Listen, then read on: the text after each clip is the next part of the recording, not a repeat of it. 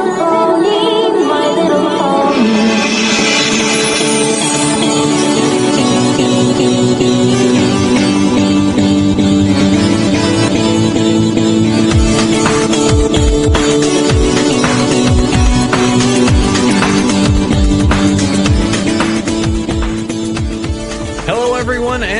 And welcome to Bronyville. This is Bronyville episode number 49, recorded on Saturday, April 7th, 2012. I am your host, Apple Cider. How y'all doing today? Hope you're having a great, whatever day you're listening to, if it is a Wednesday, Thursday, Friday, Saturday, or any of the other days ending in Y. We have a great show ahead of you today. Always, I want to welcome my gracious co-host there, Chef Sandy. Hey, Chefers. Hey, I'm here this week. Yay. Yay, we're finally back in the studio together. Sorry, let me out of the closet. Reunited, and it feels so good. I don't know. That's a really silly song. So we have two people coming on today. Of course, we have our usual returning champion begs to be on the show. We usually let him back on for some reason. Hey, Midnight. Howdy, all y'all. Yeah, what do you do? Why are you on my show again? Mostly through bribery. Yeah, pretty much. Yeah, he does writing stuff, and I don't know. He likes us, and for some reason we let him back on. It's the British accent. It is.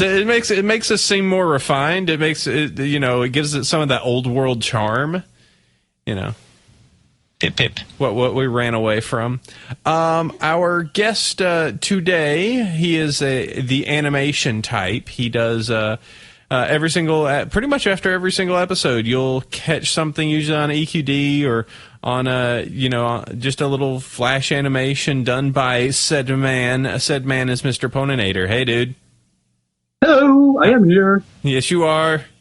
You are representing from the frozen wastes of Europe as well. Yeah, pretty much Finland in here in the golden cold. In the wasteland. In the super ice planet that is Europe at this point. Yeah, pretty much. So let's do this real quick. Explain who you are and what you do a little bit, and then we'll get into the usual questions and start up the show. So wait, me? Yeah. Okay, well, yeah, I do animations and based on the episodes and a little bit of some other random things. But yeah, I generally do only animations, and you may have seen me on YouTube or DeviantArt, and then I also chat a lot with the other bronies and all that, so it's all pretty cool. It's pretty cool. Just a little fun side animator, just so we can talk about your time dealing with Flash and playing with Flash and doing Flash animations and more things that use the word Flash.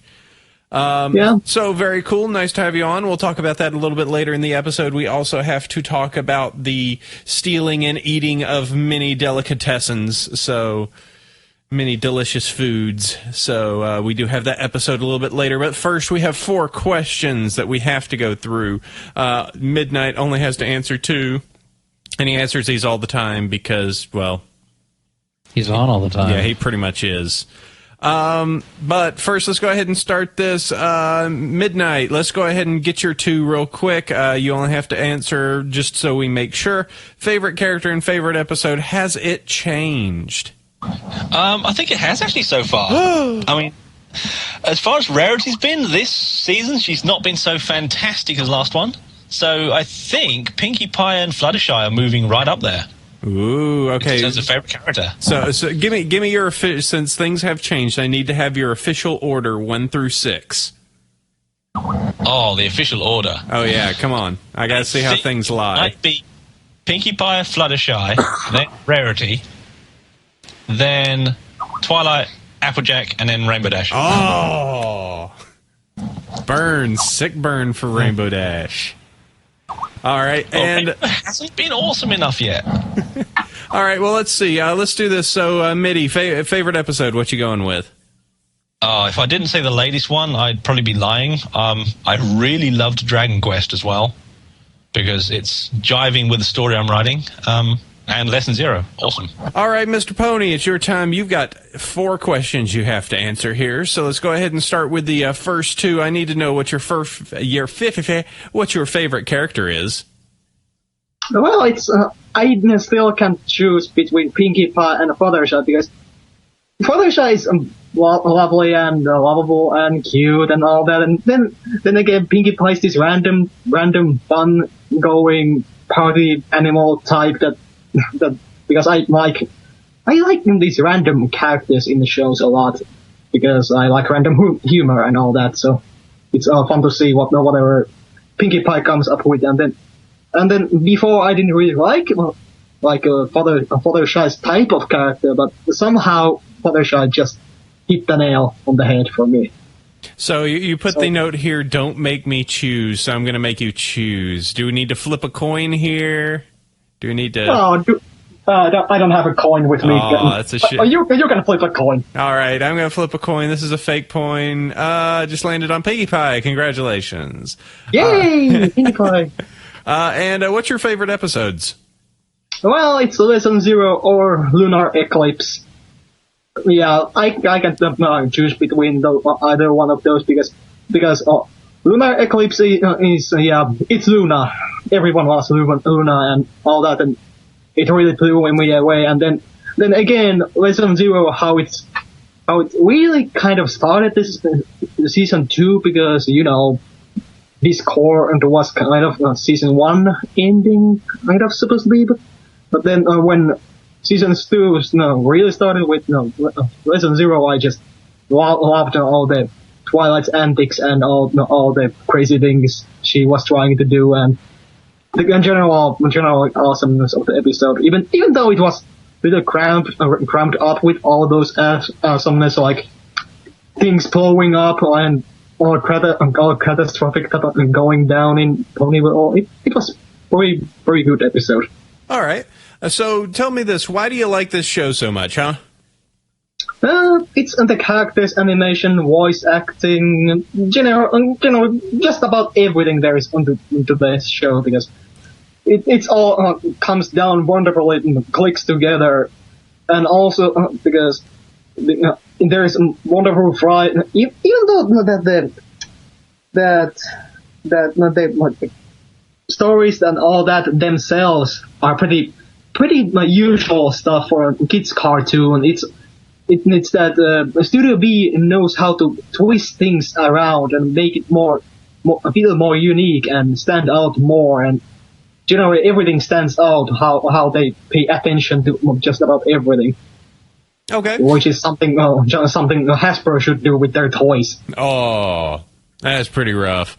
Okay, well, the other question I have is, of course, I need to find out how others feel of you, the said love that you have when they find out you're doing a whole bunch of stuff for the ponies. Actually, they don't know anything. Uh-oh. Only my closest friends and Brony friends know about it, but my family knows that I like the ponies, and my close friends know I like the ponies, but I don't really tell her that I actually make those animations, because then they would be asking a little more questions about it, because my humor, you can kind of guess why I'm coming from with that. But whenever I bring up the pony thing, I get a few weird looks, and they like, what? Why do you like ponies? Why would you like this show?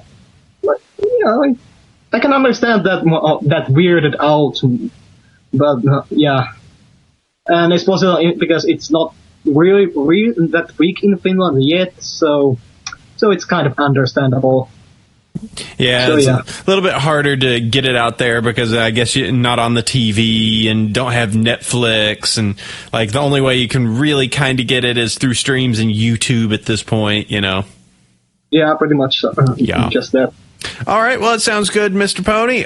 We are going to definitely, you can chat along with the rest of us fine folks for the remainder of the show. We're going to definitely talk about your Flash animations in our topic time, and we'll talk and chatter about mysteries on trains and all sorts of silliness. So hang on to your feather, your hat made of bird from your little icon with your Cheshire grinned Twilight Sparkle. Okay. For now, I do have Sandy. He needs to go tell me a little bit about our sponsors here. Hey, Sandy, who are our sponsors again? Our sponsors are We Love Vine. You can use our coupon code Bronyville10 to get 10% off your purchase. And they have started, they have got quite a few neat products that have come out in the last week. The Twilightlicious shirt with Twilight making the duck face, the Sherlock themed pony shirts. It's pretty cool. They're pretty quick to react to fan stuff. And what? Well, I was simply going to say, yeah, we've got that, and we do have it in our little show notes. But they do have the contest going on right now for the thirds of the T-shirt competition. Yep. That is, there are some really good shirt designs in there. And some really bad ones, but there's some really good shirt designs in there. I think there's more good than bad, actually. This time there are some considerably good ones that I'd like to see. So, I mean, I'd go check it out. We'll talk about that a little bit more. And our next one, Sandy's? Everfree Northwest. Yep. There's going to be an audio ad that plays after this. After you. All right, here. This is an audio clip. I hear it's Trixie. I haven't heard it. Come when, come all. Come see the great and powerful Trixie. I have come here to tell every pony about an upcoming event of untold grandeur. The event that I speak of is Everfree Northwest, the most amazing brony convention on the West Coast. Obviously, you have not heard of it yet. Only the most wonderful and dazzling ponies like myself know of its existence. At Everfree Northwest, there will be fantastic live music from Brony musicians, as well as actual singers from My Little Pony Friendship is Magic, and maybe a few more surprises as well. So, make sure you join us at the great and powerful Everfree Northwest on August 17th to 19th. It's going to be absolutely amazing. But was there ever any doubt? That was an audio clip. Yep. So, that's how much time went past. It felt like hours because Trixie was talking. You know what? If Seth is listening to the show, he would be replaying it over and over because of Seth talking to him over and over. All right, well, Sandy Face, you've got to tell me a little bit of news. What's been happening in the land of Pony? I've got to get my fix. Lots of pretty interesting good news this week. Good news. Always change. Oh, I love good news. All right, what we got? Let's do this. First link in the show notes this week is the Behind the Voice Actor Awards, which they're professional voice acting awards, and the People's Choice winners obviously were taken over by Pony fans. Because the best female lead vocal, Andrea Libben. Yay. Best vocal as guest role, John Delancey. Yay. Best vocal performance by a child, by Michelle Krieber. Yay. Breakthrough voice actor, Ashley Ball. Woohoo. And female voice actress of the year, Tara Strong. Twilightlicious. Well, that's the People's Choice winners. The actual winners are, well, Peter Cullen as Optimus Prime. Nancy Cartwright is... She's been doing Bart Simpson since the beginning of time. Hacks. Maurice LaMarche for best male vocal. Unicron. It's just whatever. Best vocal cast in a television series. Futurama. It's like, nah. Sick hacks on the official ones. Whatever. It's a bunch of blah. I'll take Ponies are the best ones. I'll take the pony actors. I do think it's funny that there's enough of us out there to completely demolish their People's Choice voting. Yeah, if I had to say something about it, kinda sad to see that the pony fans kind of just obliterate the voltings and then the ponies win all over the place. It feels kind of rude, or it's just me that it doesn't feel right. Well, It's the voice of the people. Yeah, I mean, if they give the option for fan votes, it's okay. And of course, they had every right to say, no, we feel that it should be this person, and that's totally fine with with that being the case. I mean, look at this. The male voice actor of the year went to Kevin Michael Richardson, and the People's Choice was Nolan North. Why would it be Nolan North? Because he's in every video game you've ever heard. So. Oh yeah, that's kind of true. That's true. So I mean, we can definitely we ran in there and got the People's Choice Award, sure, but as long as Nolan North got a People's Choice, it's like, yeah, there's somebody who was like, I like Nolan North, he's in Uncharted, I know his voice.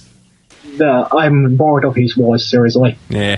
So yeah, they should just get some more voice actors out there with some like video games and all that.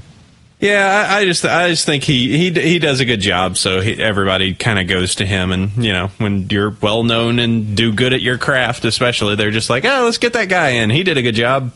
So, yep. Mm-hmm. All right. And the next thing is the MLP Season 3 Design Contest. Yay!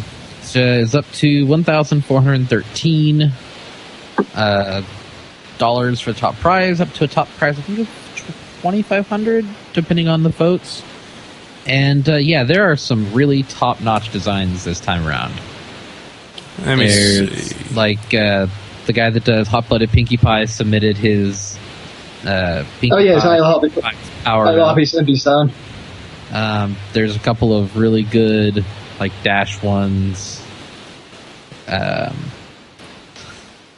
a couple of like people just took horrible drawings and submitted them. It's just in good fun. Don't bring down their artistic merits down, please.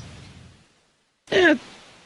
There's some good ones, and there's some ones where someone just like randomly took something they found on 4chan and. Oh well, that's what you get for fan input in a contest. Yeah. That's what happens. But there are lots of really good designs, and this year we'll probably have more fierce competition than last time around. Let's see. I'm checking out. Oh God, yeah. But yeah, there actually is. Ooh, that's a wonderful little picture of the. I like this one of the. Well, I probably shouldn't say things to skew the voting in any sort of favor, but there are definitely some very neat designs coming through this time. Yeah, go check that out. I mean, it's how many do we got? 578 T-shirts. Sweet. Click Also, every I T-shirt. have to say that them showing a grid of 8 this time as opposed to just like 2 or 3. Ugh, so much better.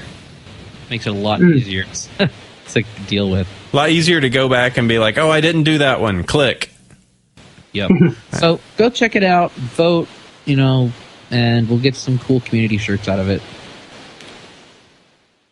Moving on, the German DVDs and CDs have been released. Gasp! Germany has they have episode DVDs, and the actual CDs they're not music, they're retellings of the episode with a sarcastic narrator. That's Why great. is sarcastic narrator? Why would you do that? I want the music.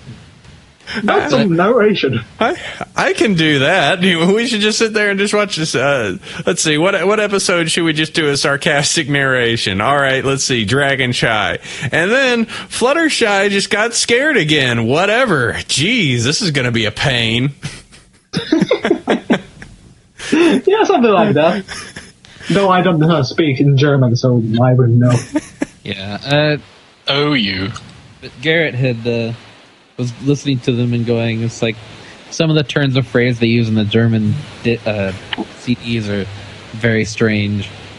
So what wasn't like one of the phrases he was stating? It just like he's like, it sounds like Spike has a crush on Fluttershy. Like just some of the weird like stuff that he was mentioning in it, and how Spike is called Magic Letterbox Mouth. Magic Letterbox Mouth. So this is definitely some interesting stuff. Just with the CDs and DVDs. I'm a dirty American, so why do I care? Well, you don't, because you're a monolingual dirty American. Oh, okay, that works. But if you're in Europe and you know German, hey. But if drunk pony technique.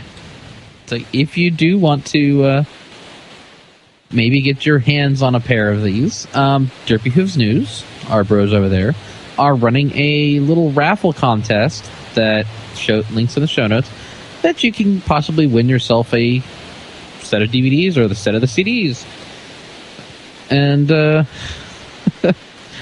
like, there's a screenshot of the opening scene where you choose the audio, and, like, Twilight and Spike are just dirt-faced. It's crazy. Yeah, the German office is completely 100% like, yeah, we love Derpy. There, derped eyes. Isn't that great? Look how cool. Everybody's getting derped. They love Derpy. They do. Oh, yes. I have an email.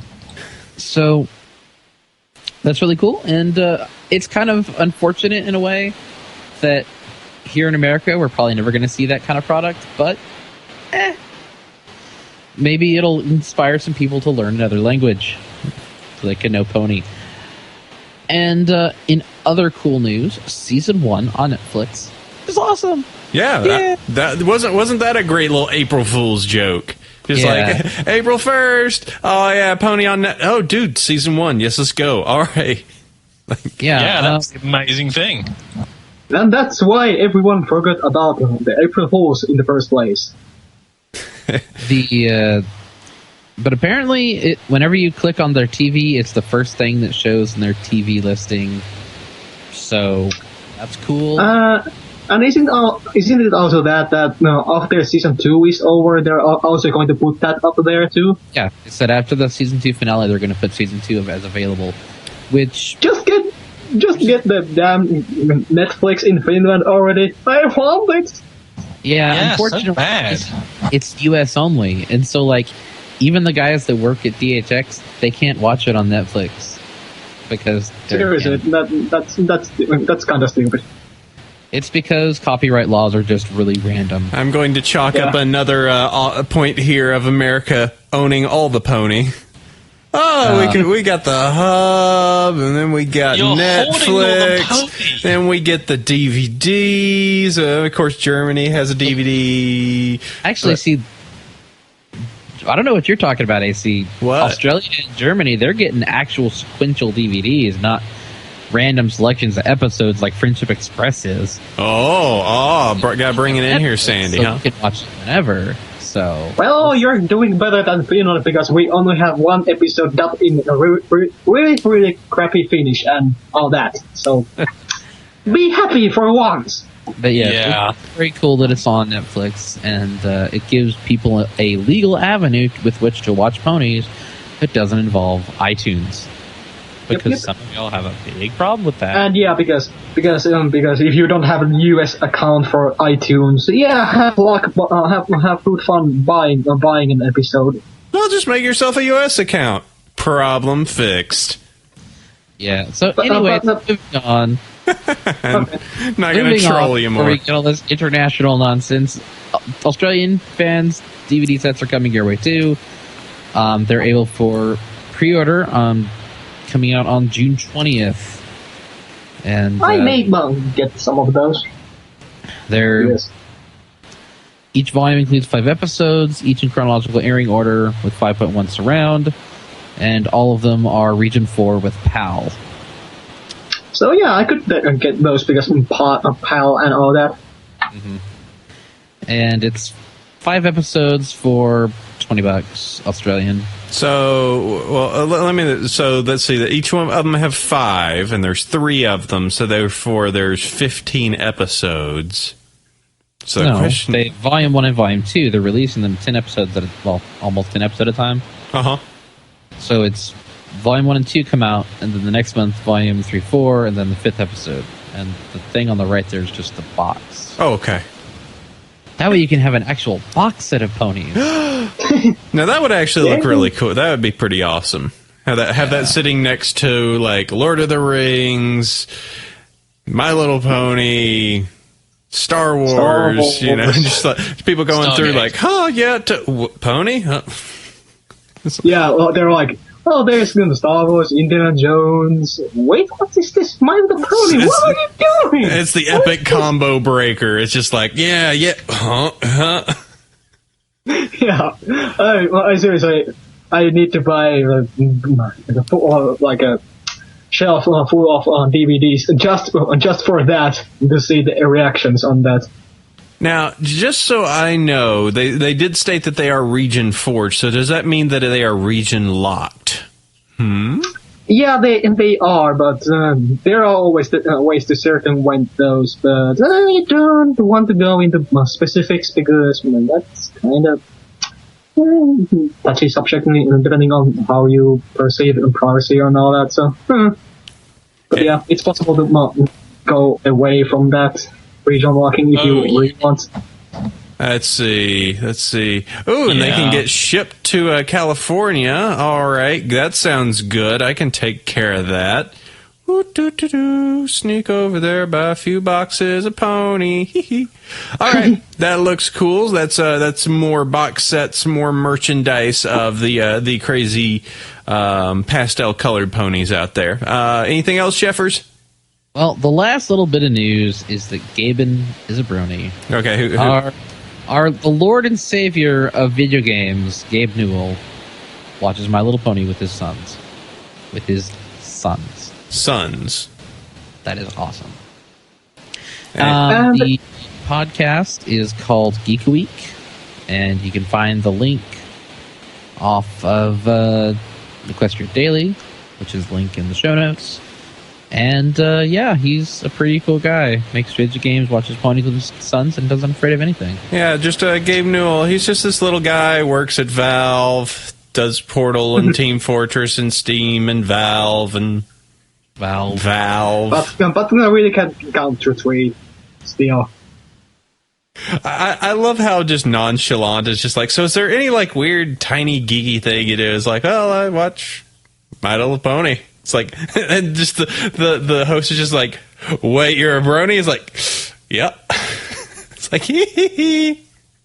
Almost like he's just like, oh god, this is gonna go out, isn't it?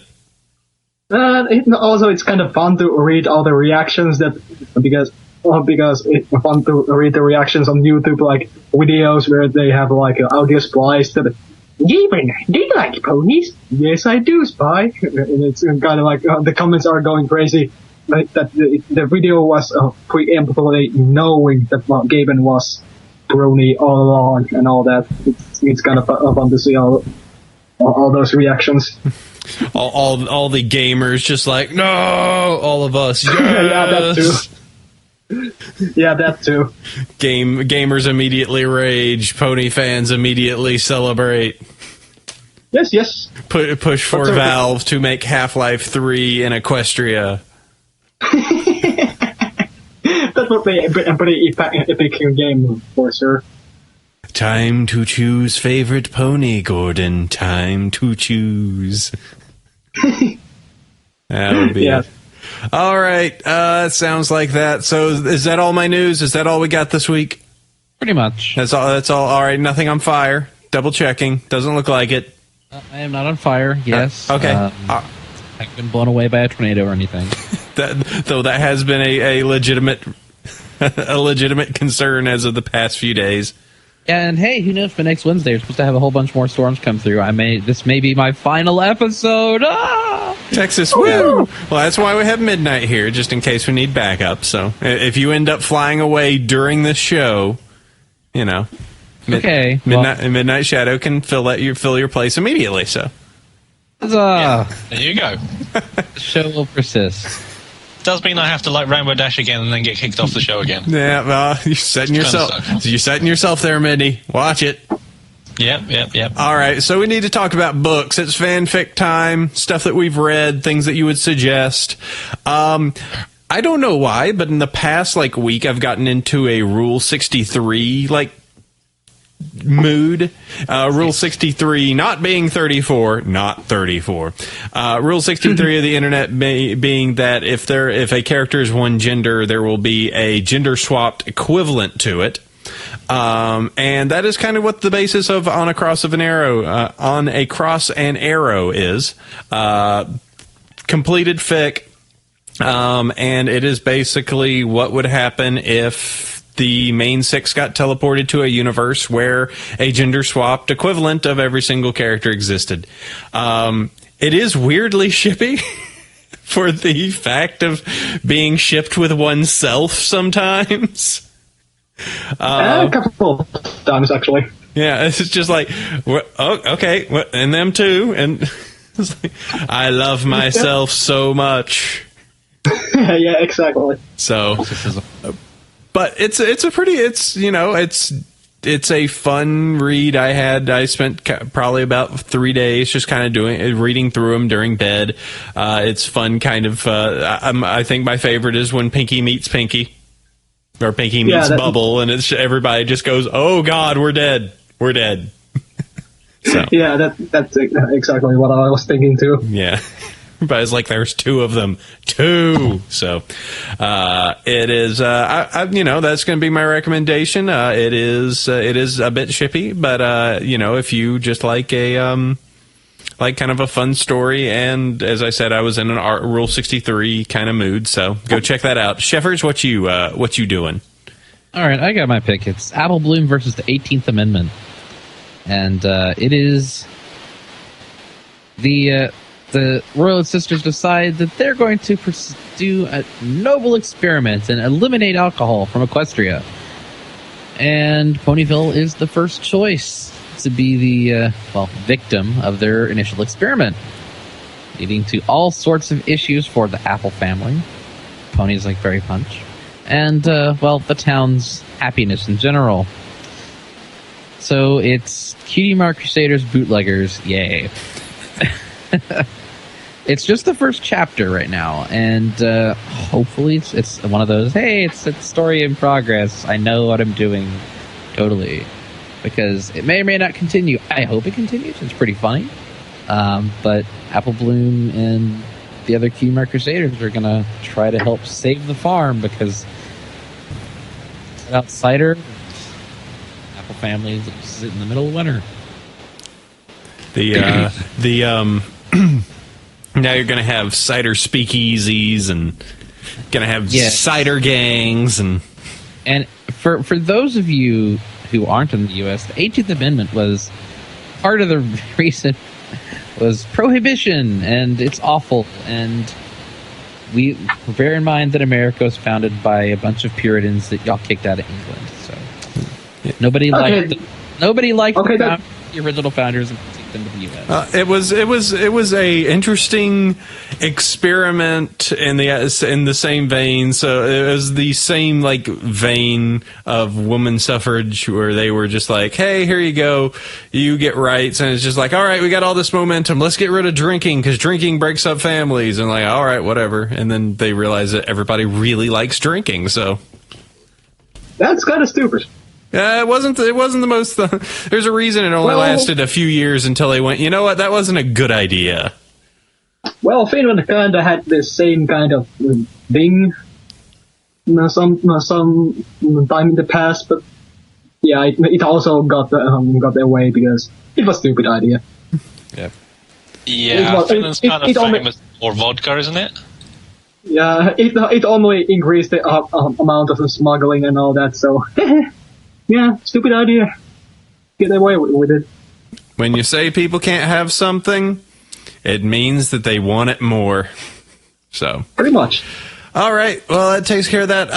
Mr. Pony, what do you have fic-wise? It's Having a Ball, written by Serial Velocity. This is a pretty pretty not well. It's not too long and it's not too short. It's a one-shot story completed, obviously. It was written like last summer. It generally tells about Rarity coming to terms with realizing what her cutie mark means and all that, and the symbol in the middle of the thing is the ball because now you could really sum that fic as Rarity shipped with a ball. But yeah, it's a fun little bit maybe a little bit sad or melodramatic story, but it's still pretty fun, and I'll give it a recommendation because it's one of those few fics I've actually read.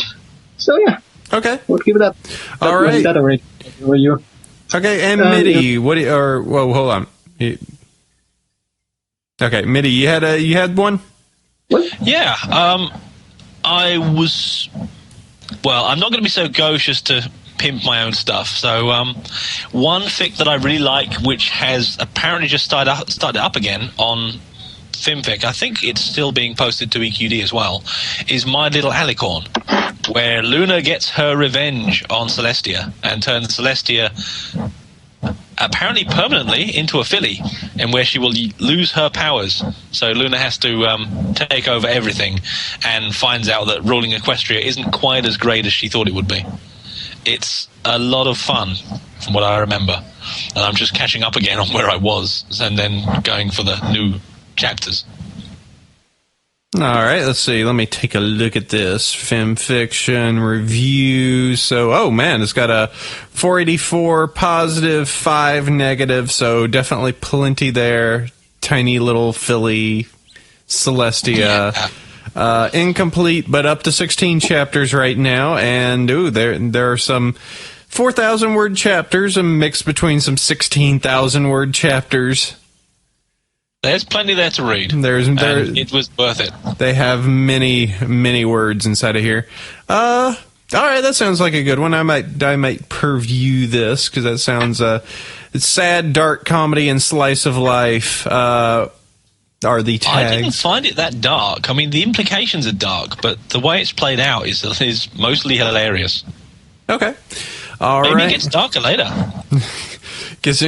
Oh, dude, story got real dark. All of a sudden, Luna just decided to, I don't know, one part where she just ends up collecting a whole bunch of cats, turns into a crazy cat pony. Oh, God. Just straight up loses it.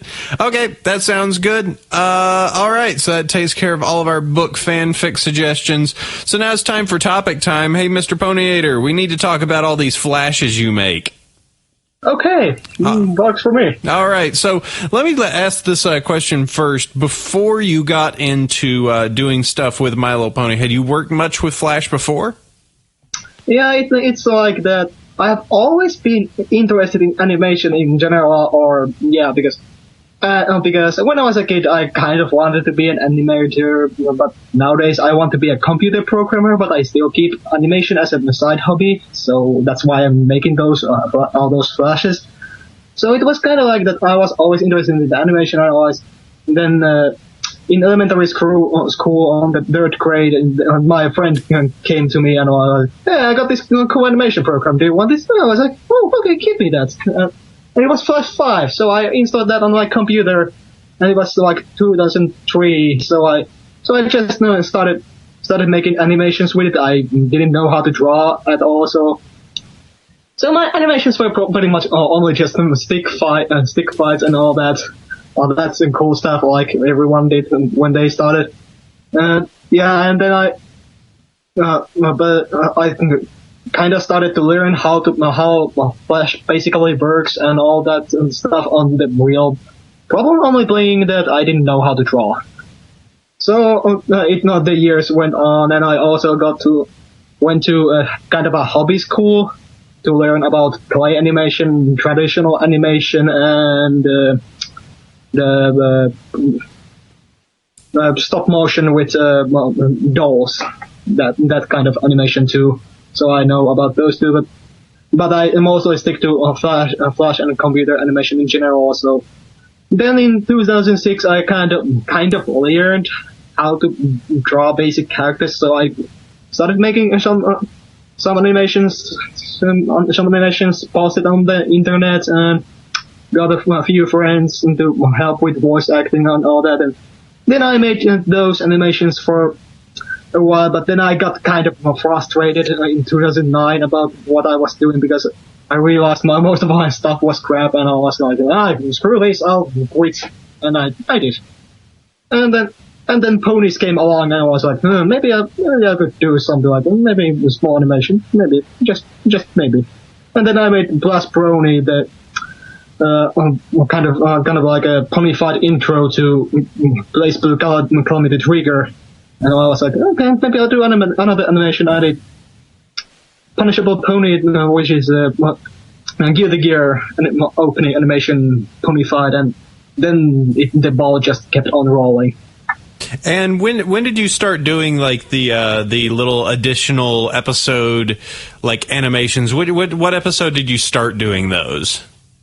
It was like because I was like at the time the newest animation I did was like the Apple Spice parody of Old Spice, where I was like on YouTube. I noticed that Nifty Koala had recorded this audio recording with Big Mac going about the Apple Spice, and I was like, could I animate that? And he was like, okay, go, sure. And I did, and because I had the Big Mac kind of character model, if you can call it that. I didn't really model it because it was mostly meant for the small animation talk thing. So, but anyway, then Lesson Zero aired like a few days later, because season two had already started. The Discord episodes were over, so I did that Apple Spice thing during the time between when they were doing reruns of the two Discord episodes on TV. I did it during that time. So when Lesson Zero then aired, I then Smarty Pants thing. Then I was like, Big Mac, Smarty Pants. Maybe I'll make a small animation about Smarty Pants and Big Mac, because I would have to draw a whole lot of characters and all that, or anything, just put them Big Mac in there. And then I made it. Meanwhile, on ePony or like on eBay, and that's really the first animation I did based on an episode. But then I made that Twilight to the Rescue 2, which was like animation based on a comic by Niban Destikim. I made animated that out, and so I can guess those two are the first the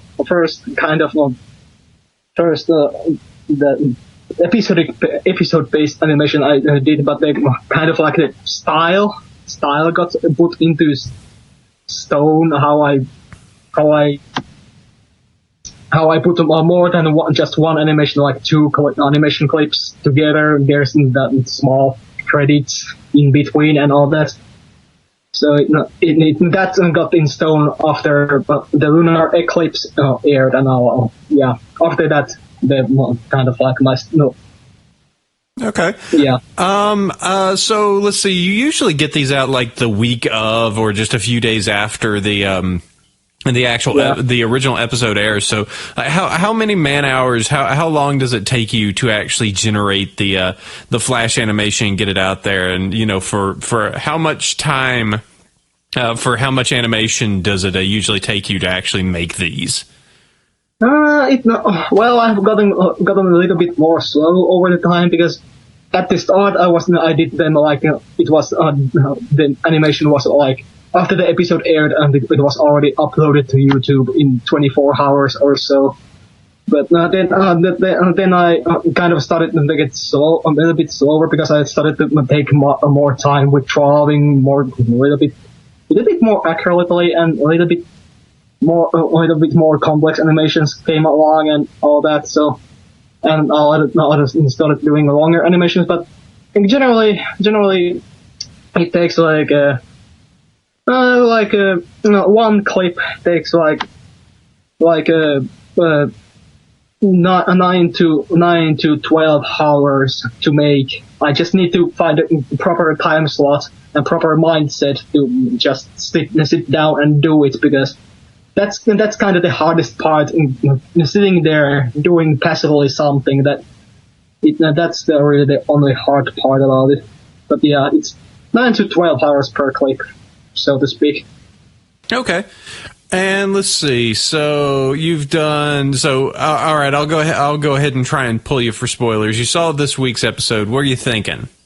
Where do you think you might end up going with your silliness this week? Any ideas so far? I want to get in your head. Yes, I definitely have a couple of ideas, because seriously, that episode was that episode was awesome. Yeah, I definitely will do something about it.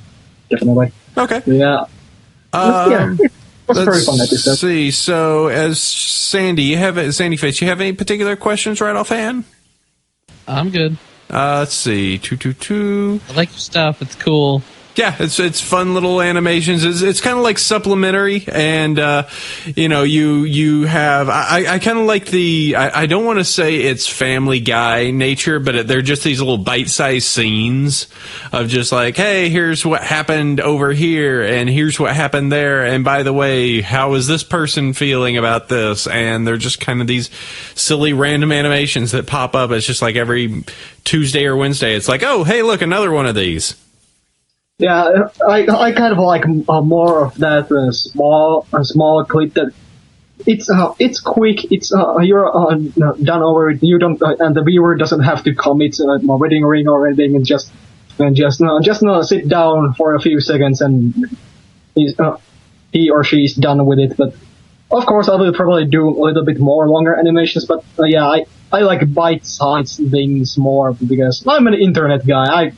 My attention is distracted easily. So if I'm distracted easily, then the viewer is also distracted easily. So better keep it more simple. All right. And also that if you're trying to make a couple of short animations a week, then you probably don't have a whole lot of time to make anything really like 2 minutes or 3 minutes at all. Okay. So let's see. And I didn't know if there's any shout outs or anything, any hellos or anything you would want to do on the show, people that you like their stuff, etc. Well, there's a ton of artists like John Giuseco, obviously, and UC77, like the hot-blooded Pinkie Pie guy, and then other animators like Rob Bob and Flamingo. Nine.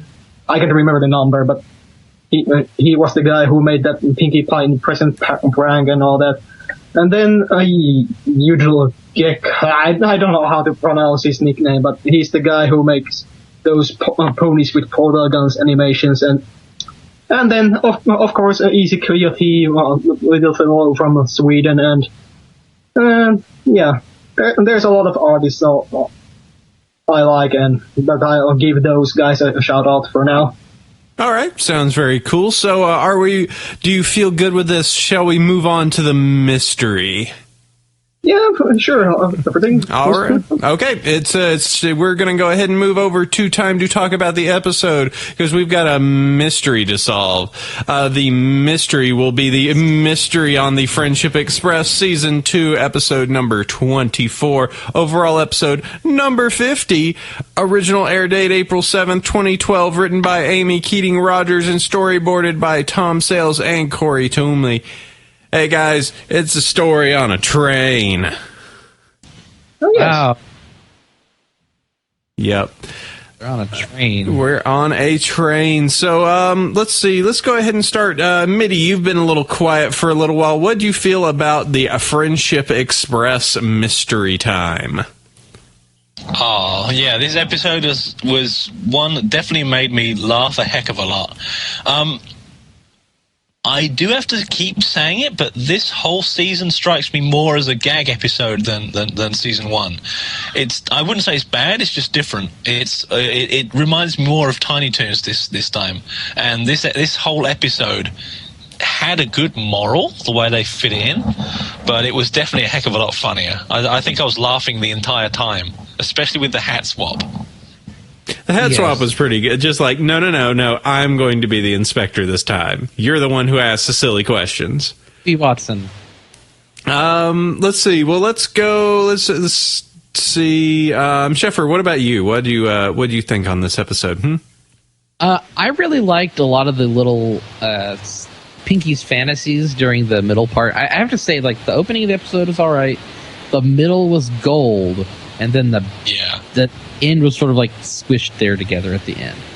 But I really liked the fantasy sequences. You had Snidley Whiplash Griffin scene where he puts the cake on a conveyor belt, and he's slicing the cake in half, but the cake's not sliced in half. And then Pony Joe is 007 with all his mares, not all his mares. And like, I just love the part where he looks at his foreleg and sees the watch. He just sets the sundae on Carrot Top's head, or Golden Harvest. He always gets the mares. And then after he finishes taking out the cake, the rest of them like zip in from the side to like cling onto it. Like, yeah, Pony Joe gets all the mares. Just needed to take out that cake. Then of course, the donkey. The donkey, who was the Julia Child, the play on Julia Child, who was a donkey ninja. What is that actually from? It is actually from Kill Bill, isn't it? The ninja thing? Nah. Yeah. Maybe. I'm not sure about the ninja thing.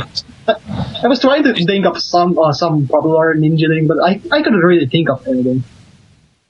I mean, if it was trying to do like Kill Bill, they would have had like the like jock rock and the they would. Yeah, that would be awesome. Slices of cake and frosting are just coating the room.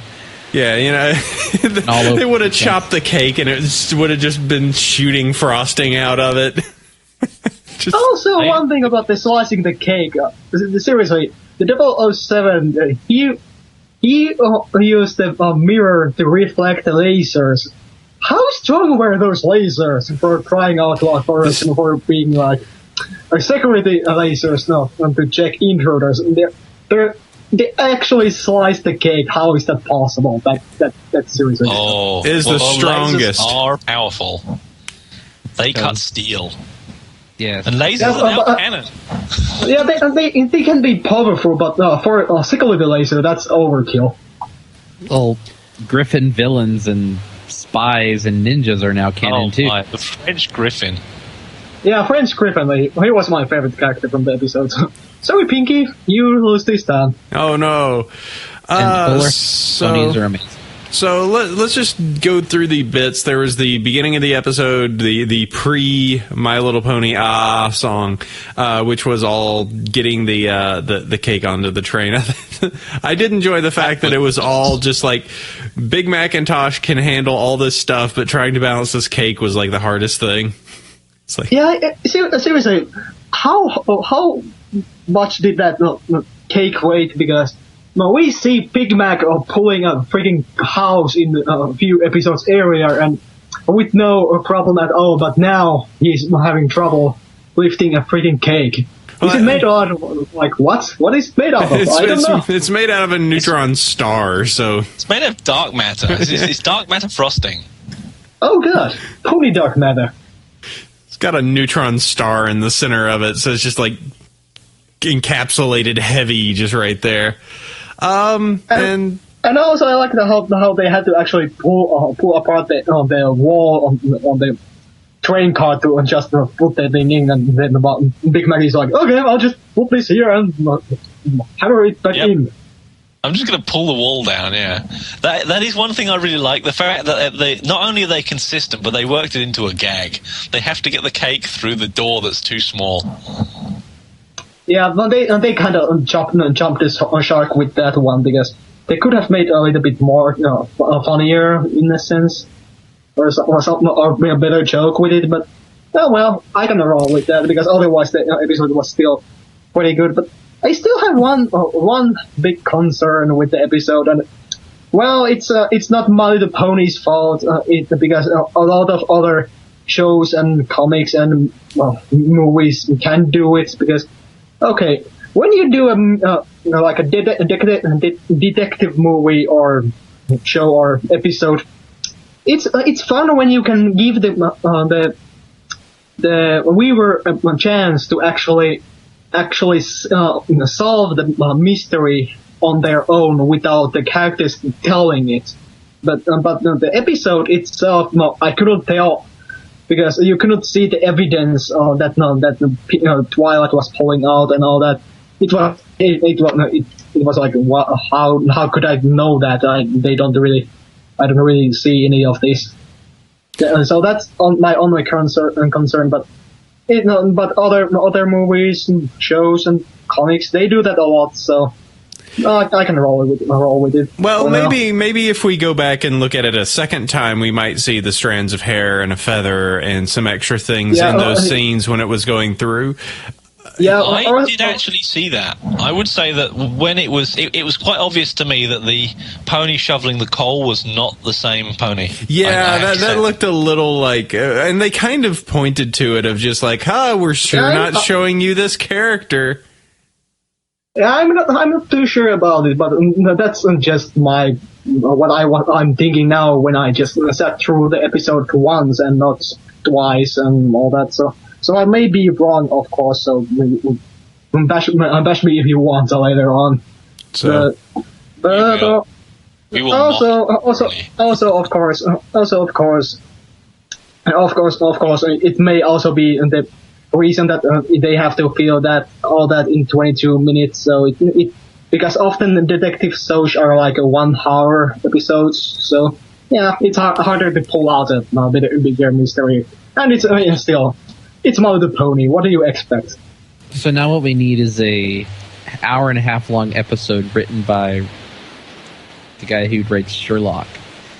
That would be pretty something. Bad Tony.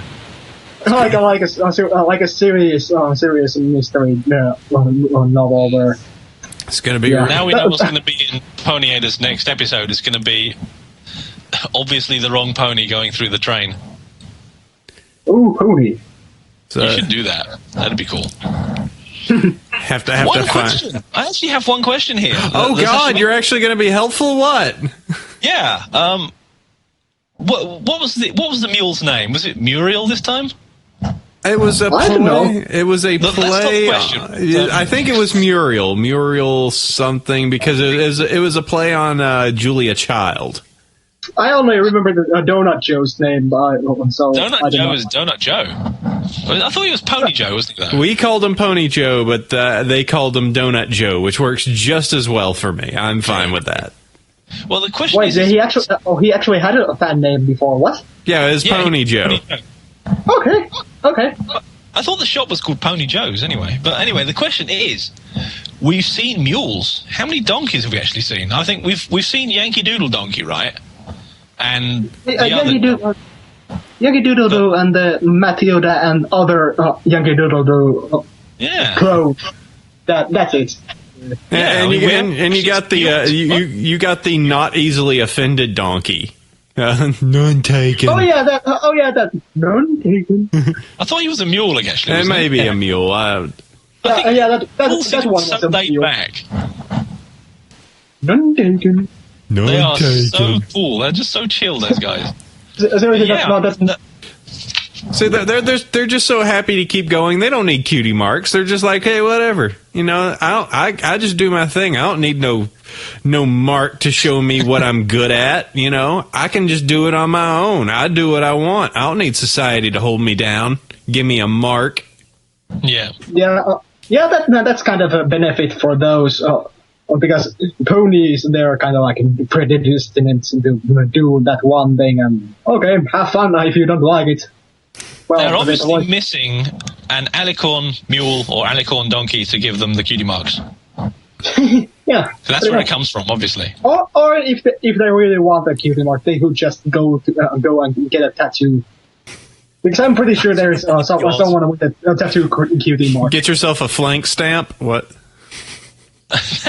that would be also nice. You finally get your cutie mark, and it's something awful like, picking up the trash or something. Which it's like a plunger. It's just like, I'm the janitor. I'm gonna get another one. Yeah, exactly. Like one that comic about Carrot Top, where she was like, "Oh, my carrots! It's just such a boring cutie mark and all that." So I wouldn't be surprised if someone is unhappy with his or her cutie mark. So. Well, then Apple Bloom's mark is finally revealed to be a pear. So Applejack's like, no, we're getting that fixed now. Yeah, Applejack is like, you betrayer. Out! So get out! So there's two things I would like to do. First, I do enjoy the fact of the Princess Celestia loves cake. Got continued. Oh, yeah, that was fun. just a look in her face of it's cake, and she's just like Cake Celestia. It's just like, I love cake. Cake Lester is now canon. That was particularly fun of that. Just going she needs to obsess over cake again. Was it in the same writer as the Bronyville Confidential episode, or did they just roll with the idea that no, Celestia loves cake now? No, that was the last episode. That was the Bronyville Confidential. That was last week. Yeah. I wonder, they might have taken the frame. We have to actually check that. They might have. Oh no, it's out of order. Because I doubt that the Bronyville Confidential writer wrote all those or maybe he or she did write a Trixie episode. But who I know? I don't know. But then Pinky ate all the cake because that is what she does. And I also like how the judge just looked at the cake and got it. That's really gorgeous. We're going to give this the first prize without tasting it. There weren't any other cakes. That was all of the entrance. That was it. That was the only prize because that was the only cake. They were all on the same train. This was secretly the way to win. So wait a second. Why they actually?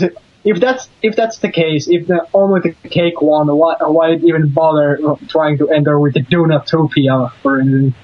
Donutopia was pretty boss. I don't care. That was pretty awesome. I want the Donutopia now. I want donuts. I'm trying to remember. Yeah, if I had to have any of those, probably would go with the Donutopia. That just looks. I have to say, Donutopia would be my choice as well. Yep, blue ribbon to Donutopia. Good job, Donut Joe. Yeah, because I don't like moose so much, and I can't remember what's those the Griffin was making. I don't remember the name, but I don't like. Yeah, I don't like them that much too. Cakes are okay, but I would rather eat donuts. So in a park. I would like to give some friendship points and reduce some friendship points on my list for ponies that were particularly good or bad this episode. I do have to say that for shame to Rarity, Rainbow Dash, and Fluttershy for all sneaking a bite. For shame. I thought Pinky did it in her sleep, to be honest. That was my go, actually. I was expecting that the whole thing was just that Pinkie Pie just ate during when she was training or something. But no, well, okay, I can roll with that then. Oh well. Yeah, well, this affects the rankings. So my rankings are Twilight Sparkle, Pinkie Pie, and Applejack are my top three, and then the rest of them go down one, but they all go down together, so they don't move. So it's still Rarity, Fluttershy, and Rainbow Dash. But technically, Applejack doesn't move anywhere because she didn't really do anything during the episode. So yeah, she was a good background pony this episode. Yeah, I was like, what is even Applejack doing in this episode? Because she's not doing anything. Well, she was of course, because they had to have more suspects and all that. So, okay, I can guess that. She wasn't even a suspect, though. There was like, Applejack? Nah. Well, I think there was a part at the beginning where she kind of got close and thought about eating it, but then they just... Oh, yeah, she did get the hoof smack. Yeah, so, I mean... That's true, but that's it. That's it. Yeah, so... At least Applejack could hold off herself and not eat. She had to have the first temptation of cake. So, but seriously, if the others wanted to taste the cake so bad, why did they have to take such huge bites? I don't know. Or put it in a box. You can't see it when it's in a box. How tasty is it? I don't know, but it's in that box. It was a really tasty cake. That's why they just had to eat more. Even Rarity. Good grief. Technically, if it's going to because if the judge weren't so surprised about the cake that they just gave the prize award just for the looks, I guess they would probably have to taste it anyway. Why protect it that much? Because you could just show the good side of the cake and say that some other judge took a bite. So yeah, I don't know. Just hide the side that's got the drool on. Yeah, pretty much. That's part of the design. Go Wipe home. it off. So. I was thinking during the episode that the cake was actually designed like that, and they didn't notice until the train incident on the train. So and then suddenly Mr. and Mrs. Cake just come out of nowhere, and they explain that it's some kind of artistic thing that it's half eaten.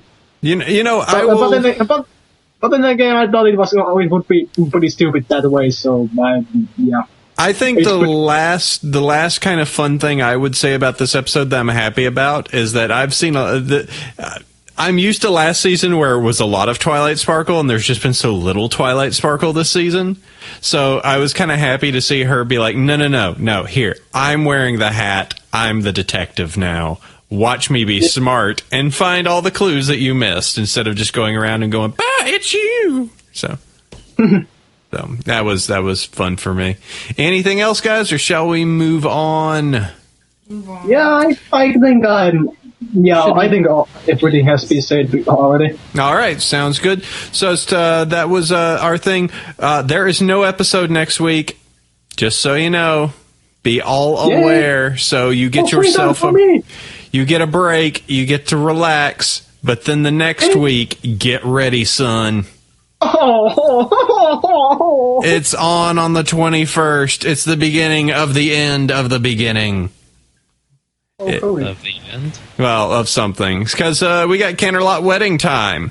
So remember that on the 21st, we have the big Canterlot wedding that's going to be happening. 2 episodes airing on the exact same date, the 2-parter. So you can enjoy yourself a whole hour of Pony. And so, yeah, you got to look at that. That's going to be Canterlot wedding number 1 and number 2. Same day. Same day. They're going to be launching on the exact same day. So be aware of that.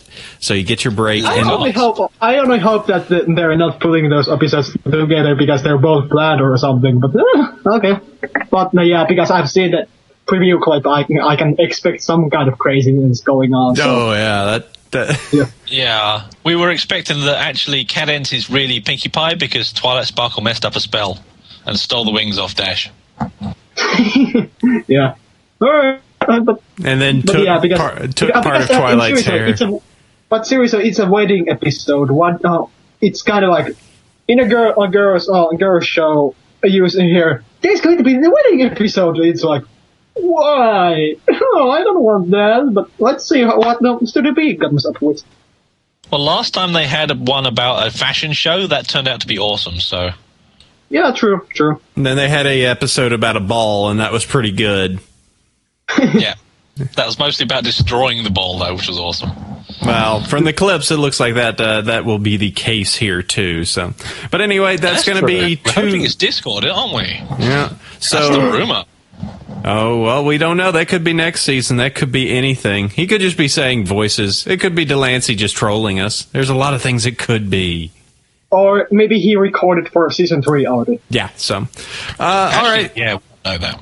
All right, so that's going to take care of for this week. And as said, next week, no Pony, but the week after, double Pony. So it's now time to move over to email. You can send an email across to us at bronyville@gmail.com, and always you can look at these emails if you go over to bronyshow.com and check out the Google Doc. We got all these listed there, as well as all the links of the stuff we talked about earlier in the show. I shall start first. Sheffers, if you will get second. Midnight, if you will get thirds. And Mr. Pony, if you will get fourthies. That work for us all? Okay. Let's see. Yep. Okay. All right. Let me start off here. Dear Bronyville cast and welcome guests, I just watched the newest episode about Pinky's cake investigation and noticed something. It seems like Studio B, or the writers, are really ditching AJ. Everyone knows her episodes and parts have been generally subpar, but I'm always happy that they try to do some things with her. This episode, though, they just chucked her out the window. My friend and I first thought the cake eater was going to be AJ because she was the only one who actually tried to get a bite in broad daylight, only to be smacked away by Pinky. Instead, they just used every other character of the main six who wasn't already playing a part in the investigation. What do you guys think? Your ever faithful listener, Scrollin'. And my friend's incandescent sparkle. Yes. Well, I think they kind of are right that about the because as a character, Applejack is that kind of like a basic character with no like a. Because Rarity has the obsession with being clean and all that, and being more like a lady-like, and the others have their own things, but Rarity is kind of like that middle ground, nothing special character that.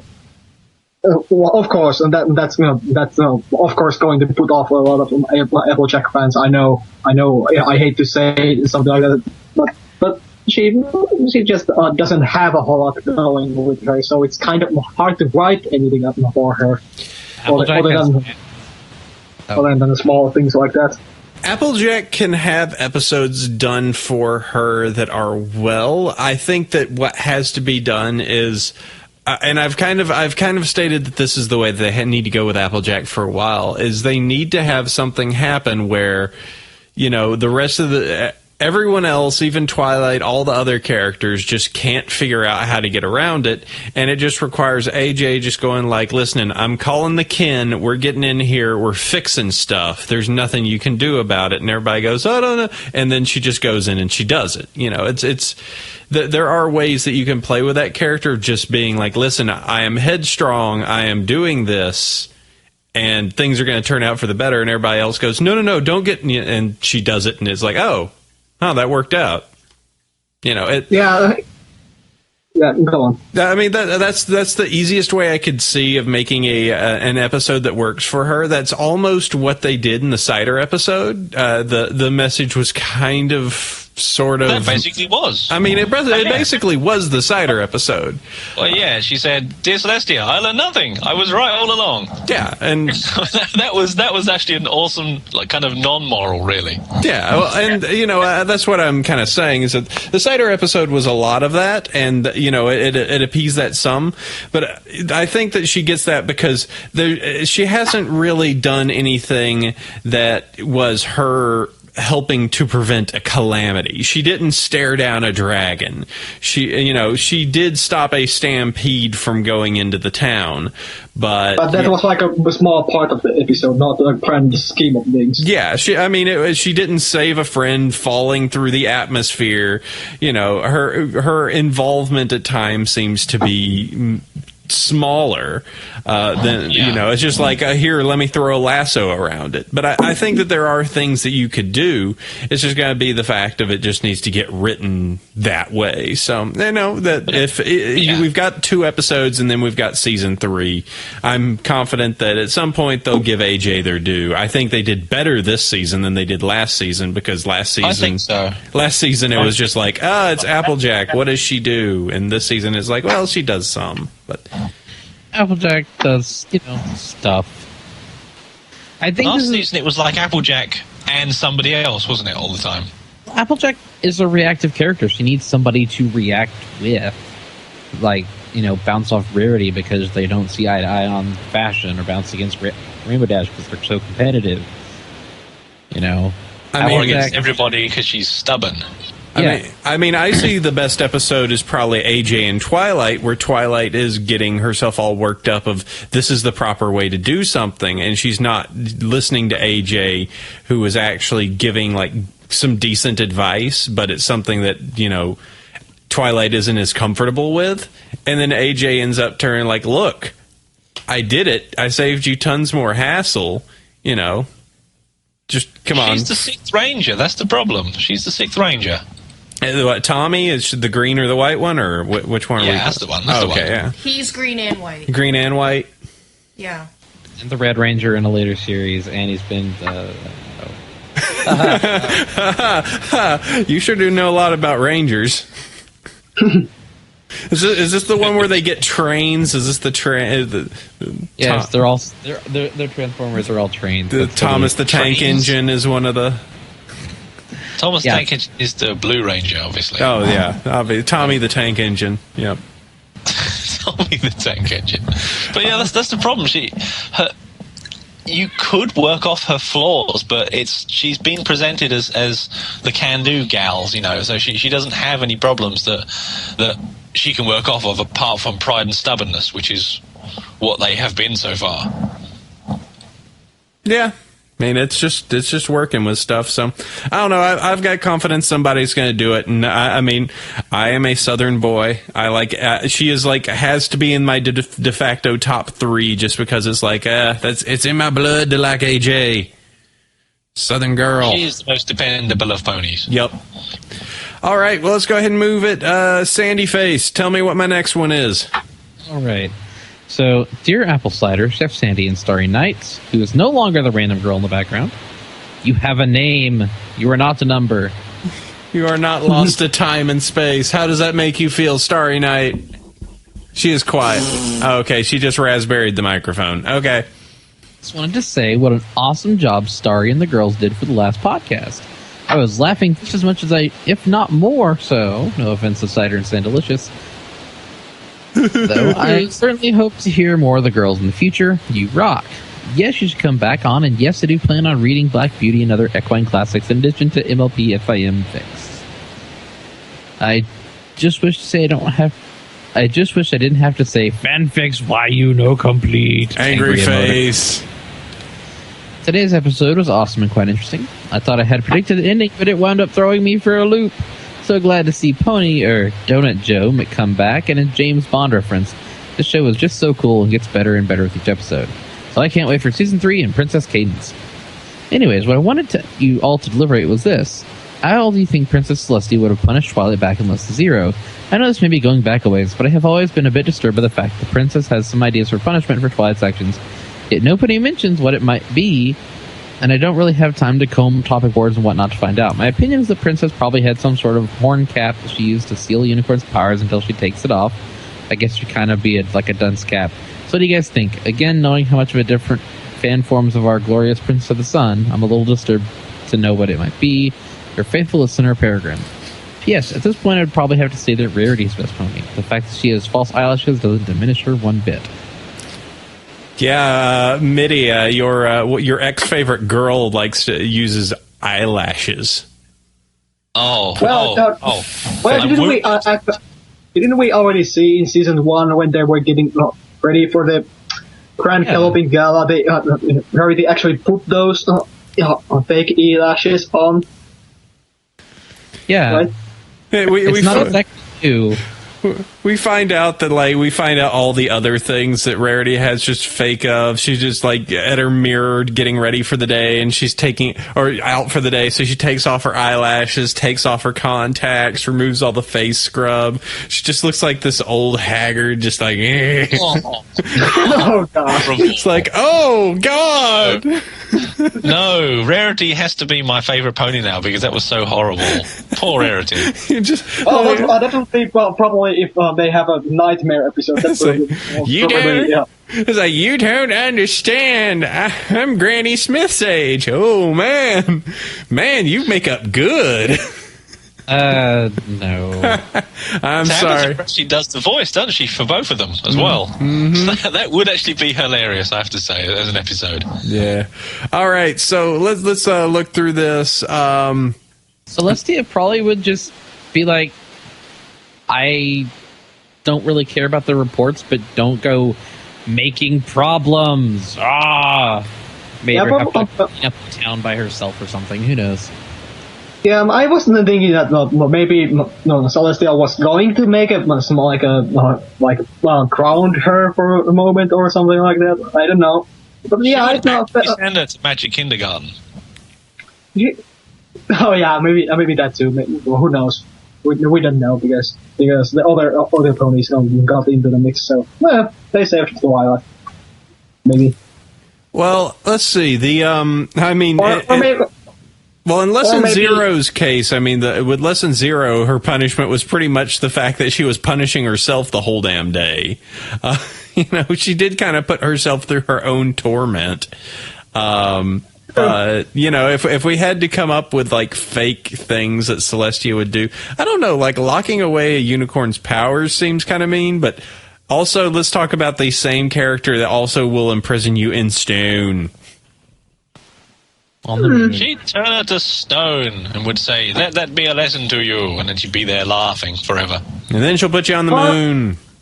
But honestly, I think that Celestia was just only mad to Twilight about the making using the love spell. So I was thinking that Celestia would punish Twilight per se, just to have a bit of a talk with her that she's trying too hard or something like that. And that's what I think would have probably happened if the other of the main six wouldn't have come into the mix. Well, if you think the princess is technically the teacher to Twilight, so teacher would just be like, "Here's an assignment, do this." Technically. If we want to take it kind of in the cut and dry, like, I don't know. I think at least in that case, it did. She could definitely do stuff. It's just, I don't know. She'd probably make Twilight write, like 10,000 lines on a blackboard, and then Twilight would spend an entire week building a machine to do it. Yeah, something like that. I would actually like to see an episode where Twilight gets punished by having her powers removed. That would be awesome. Well, she did have an episode where she had her powers removed. It was the first one this season, but that was, But that wasn't the point of the episode. That was only temporary. And then last season she had the winter wrap-up where she had to not use her powers, or was supposed to not use her powers. Anyway. So. But she used anyway, so. All right. Yeah, she did. She cheated. So, all right. Well, I think that takes care of that one for the most part. Mitty, go ahead and hit the next one, please. Okay. It is Dear Apple, Cider, Chef Sandy, Starry, and fabulous guests. And Midnight, obviously. Hey, guys. Awesome podcast. It always helps me keep up with the community and stuff. My question is, what do you think will happen if one of the CMC gets her cutie mark and the others don't? The thing that unites them is their lack of cutie marks, so do you think they'll stay friends? Much love and tolerance, Dr. Prof. Is it Keiko Taco or Kako Taco? P.S. Pinkie Pie is best main 6, Doctor Who's his best background pony. Nope, because you saw how fast they got rid of Twist. Twist got dropped like a thing that you drop very fast. Well, I kind of like how past sins took an approach to this, that after cutie mark crusaders get the cutie marks themselves, they will help others to realize their talent and all that. That's the kind of approach I liked. Even whenever that happens, because there obviously will be other small fillies and colts that don't have their cutie marks, so they're just helping them, befriending them, and also suggesting them to do stuff, or otherwise just be there for them, like in case of like Diamond Tiara comes along and lost of them or something like that. I think in the show context, it'll be something where they'll get their marks, if not the exact same time, they're going to get up their marks pretty much one after the other. Yeah, if they do it, it'll be at most a two-parter. Because it's just too important for them to they're too much of a solidified group that it's kind of like it would, let's see, it's pretty much going to be Apple Bloom's going to have something Apple related, Scootaloo's going to have something scootery, fast speed related, and Sweetie Belle's going to have something awesome related. So Sweetie Belle's going to have like a flaming skull or something, isn't she? Oh gosh. She's just going to have the it's just going to be somebody flashing the horns, just flashing, and they're going to go like, "What? Those are fingers on your like, yeah, somebody's flashing the horns. Like, what are fingers?" And then Lyra comes in, she's like, "I knew it." But as much as I would want the CMC to get their cutie marks, what do they do with the cutie mark Crusaders after they get their cutie marks? I think you're right. If they did give them cutie marks, then you would see them rushing around trying to help the new random filial cult of the week to get their cutie marks, and they would do more or less exactly what they're doing now. Yeah, but I still feel that it kind of works better when they are the central part of trying to get the cutie marks and do. While we know that they probably won't get the cutie marks from like writing gossip and all that, we know that we want to know what kind of stuff happens with them, because it's like Donald Duck. We always know that he's suddenly he's very good at something, and then he fails, and then somehow completely fails at it and gets out of job and all that. So it's just the same with CMC. You see them, they start to do something or try to do something, and then you kind of see how they fail or how they succeed and what they will do after the results come in. Okay. Yeah. I mean, other than the fact they dropped Twist, which was kind of terrible of them. Twist is heartbroken now. In the context of the story, if they did have one of them get their cutie marks, I reckon they would stick together. Fan fiction goes either way, actually. There are some kind of poignant ones where they split up and come back years later. Yeah. Well, why would you just... it's kind of silly that if they're friends, why would they just split up after they have their cutie marks? So why would they do that? They wouldn't do that for a kid's show, no. It's not something that you would want to have there. I mean, the kids don't want to see that. But dark fan fiction always has a way. Of course, there will be like an episode where they get in the fight with each other, and then at the end of the episode they can get a group hug and everything is happy and okay again. But yeah, that would be a good episode actually. But yeah, other than that, they probably won't have like where they actually get away from each other because they're friends. Why would they not be friends anymore? And think about it. We covered this some in Cutie Pox, Yeah, we well, well, of course, except Gilda, but that's an exception that makes the rule, I guess. All right. Well, I think that covers that, Mr. Pony. Go ahead and cover the next one if you would, dear sir. Which one is it? It'd be the G'day. It'd be this guy. Oop. Okay, good day, Apple Cider, Sandy, and Random Girl in the background. Hello, Random Girl. Long-time listener, first-time writer, blah, blah, blah. Would you like to see a spin-off series for Friendship is Magic? What? Who do you think the main focus should be on? I would like to see a My Little Brony spin-off with the main six being boy ponies, obviously. This could relate to tie-in episodes, kind of like the Xena and Hercules TV series from the 90s. This would be awesome because there would be more ponies and to watch each week. Brohoof, Stump Pony. P.S. Applejack is best pony, followed by Pinkie Pie and Dashi. these best ponies are going all of the. They pretty much do. They are all over the place today. Well, wasn't there was the rumor that the Cutie Mark Crusaders were part of a spin-off series and then they got incorporated into the show. Yeah, if I understand rightly, that they were written as a potential spin-off show for, I think, even younger kids. That's interesting. So, just have the three of them going off and having their little adventures. And I still see that as I mean, think about that. If they had that show in front of My Little Pony, we would be sitting there watching even longer. Yeah, that is pretty true. much. So, I'd like to see Snips and Snails and the, what is the little plump pony with the knife and fork in his flank? I keep calling him Roly Pony. I don't think he has a name other than fan names, but I call him Roly Poly because I like that name.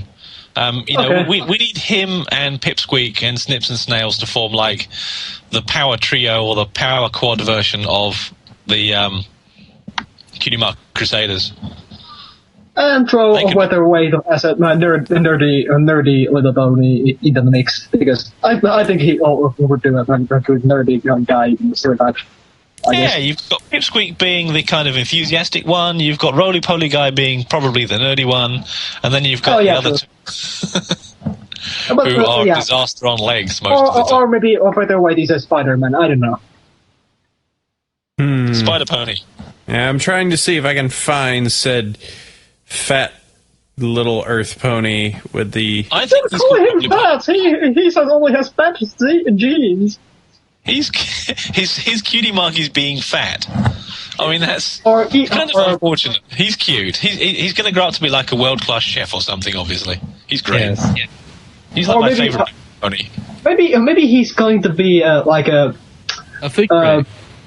Food critic, yeah, something like that. It's going to be Gaston from Ratatouille, isn't he? There we go. There you go. Oh, what a guy. Gaston. No, that Gaston. Wrong Gaston. Oh, well. But yeah, that'd be funny as well if he was actually Gaston. He would need to have a killer moustache. The moustache would clinch it. Oh, God. Trying to find that pony. He is not showing up yet. Yeah, he doesn't seem to have a name. That's what I say. I keep calling him Roly Poly. Well, but you don't eat roly polies. God. No, that's his name. That's his name. Hold on, I'm going to look for the word fork. Nope, not. He was an Earth pony, right? Let me see. Maybe. Okay, list of foals. Maybe he's in there. I'm trying to search. Got a voice in last week's episode. Yeah. So while you're doing that, we should probably read the next. Here we go. Somebody found it. Here you go. The name that has been given to the fat pony is Truffle Shuffle. Truffle Shuffle. Somewhat acceptable. Okay, I can roll with that. All right. Yeah. As for my little Brony spinoff, I'm having enough fun with that on YouTube right now. That would be fun, but I'm good with that. I think if it was the most likely spinoff would be a CMC spinoff since it's there. All right. But I wouldn't mind a spinoff like that. So yeah. Okay. All right. So let me go ahead and hit this next one. Hello to all my little Bronies on Bronyville and Prisoner. Oh, I mean guest, and yeah, they are guests for sure. Love the podcast. Keep up the great work. Now that the formalities are set in stone, I'd very much enjoy hearing your guys' opinion and advice on something. I'm a big fan of the show and also adore this quaint little fandom very much. However, as it would seem from the people I've been told, there have been no really positive reaction to any kind of my liking of said candy-colored equines. Honestly, I'm totally okay with that. However, for the longest time, I have wanted to contribute something a bit more substantial than a view count on some YouTube video to this fandom. I want to read and write my way into this fandom. I've always wanted to write for a living in any way I can, whether through journalism, write-ups, or if by some miracle, creative writing through a published book or working screenplay. Recently, I've been pursuing the path of the voice, exposing myself to real recording rooms for voice acting in films and expressing myself orally. Now, I want to apply these skills to our very fandom in the effort to help develop more of both skills before I shove off out into the mythical land of high school and into the real world. Specifically, I'm considering both writing fan fiction and voicing dramatic readings of my own and others' fan fiction. Even with all this in mind, I would never really be able to make that specific ordeal a reality. I lack something that every pony needs to succeed in any kind of competitive atmosphere: support. I only occasionally talk with one friend from Germany who is a Brony. However, he alone can't help edit fanfic, give me ideas, and more. I just need a little niche pocket to exist inside this community, and I'd be happy. I'm thinking perhaps something along the line of a tight-knit forum that a guy like me can squeeze into safely and seek support from other bronies, but I just don't know where to look. Really, I have absolutely no idea on this matter. Any help all would be greatly appreciated, and hey, maybe I might be able to play you back with some fic. Cheers. P.S. I use spell check and clearly states that only Princess Luna herself could ever be best pony, and everything else is silly propaganda made of slander her otherwise. If I ever become active in the community, you could find me by the name Dizzy B. Until then, I go by Daxbound or just Bax. I am sorry if this email is long, as I am a writer, and well, writer's gonna write. Hope you understand. Thanks for taking the time of your day to hear out this silly cult's problems. Midnight, you seem like a perfect choice. That would seem to be the sort of thing, wouldn't it? To be honest, the best thing you can do is just go out there and create. I mean, if you want to learn how to draw, you probably should be taking art classes of some sort, but to be honest, that's not going to help unless you actually draw. I think, like all of the artists I've ever spoken to, whether they claim they are good or not, usually other people tell them they're excellent and they go, eh. These guys have just been drawing for like years. And as somebody who does occasionally put metaphorical pen to paper, I've got hundreds of terrible, terrible abominations unto literature, which one day I may show somebody and see if they don't keel over dead, then I'll let somebody else just have a look and laugh at them because they're terrible. My writing is somewhat less sucky now, and it's taken hundreds of attempts to get there. So really, if you're sitting around waiting for inspiration to strike, don't. Go out there and do it. I think all of the voice actors I've ever heard from say, if you want to do voice acting as your main job, don't. Go and do something else first, like acting or, even I think one of them, it might have been Tabitha. I might be entirely wrong on that. First gig was in some 30-second hand soap commercial or something, and that's where she started. That generally is where you start. I think being a voice actress or actor or even a general film actor is very, very difficult. It's not for the faint of heart, and it's for the very, very lucky few who just get that lucky break, unfortunately. But if you want to do that, you can do that. Join drama clubs, join creative writing clubs. It's going to take your free time doing it. Luckily, if you just want to try your hand at stuff, then writing and drawing is relatively easy just to practice at. Writing is the easiest because if you've got a computer, you've got everything you need. Google Docs is there, it's free. WordPad, for example, even if you've got Windows, is free, and that's all you need for that. If you want to draw, I never liked drawing with pencil and paper, but I'm told that's the best thing to do. You just need a lot of paper and a lot of time. Other than that, if you can spare the money for like a drawing tablet and get yourself some of the free paint programs out there, that also works for digital painting. That's how you start. You just fiddle with stuff until you realize you can put something together that doesn't totally suck. Well, I mean, yeah, you kind of have to push for it. As for any particular communities or forum places, is there any like big like navigation ground. I mean, you did or have done stuff for the for Equestria Dailies, like their review board for FIC. Well, I started the training grounds on FIC on PonyChan. If you would like to catch up with learning the do's and don'ts, that's a good place to start. Start helping other people write if you don't feel confident yourself. The FIC grounds, look for the training grounds on FIC. They will be glad to have you because there's always a lot of people writing stuff, and not all of them are very, very good, but they try anyway. So it's a good place to start there. As for art, I'm not so artistic, but there is the MLP training grounds on, I'm not sure which server it's on at the moment. Hang on, it is on... Actually, I've got it. I've actually got the window open here. eric.shatteredtears.com. You can go to MLP-training-grounds. They are a bunch of people who do lots of very, very cool stories and very, very cool arts there. They will be able to help you. Other than that, there's lots of groups on DeviantArt and many, many pony ones as well. And they will critique your work, I believe, if you ask them to. But before they can critique your work, you need to have work. Yep, got to get it out there. Okay, that sounds good. I think that kind of takes care of everything on that. So thank you there, Mitty. And Sheffers, want to grab that last one? So shall it be. So say Dear we all. Starry- Well, I guess you get to read this one. Okay. No. It was a pleasure to hear you host the podcast. You were awesome, along with your guests, too. I must say I enjoyed listening to the female bronies on the podcast, even though Apple Cider and Chef Sandy do a most amazing job. You, on the other hand, were excellent. Through the swearing on some things made me laugh. You're more than a voice in the background. I could say that we need to hear you more on the podcast, even though we hear you in the background. As I was listening to you and your brony gals, said something about horse books. Seeing as I love reading and do enjoy a good horse book now and then, there's one series you might enjoy seeing, because I have read the series and I found it more enjoyable than most series, Harry Potter in the same section. I've come to love the series The Silver Brumby, and I had all the books which I read in high school.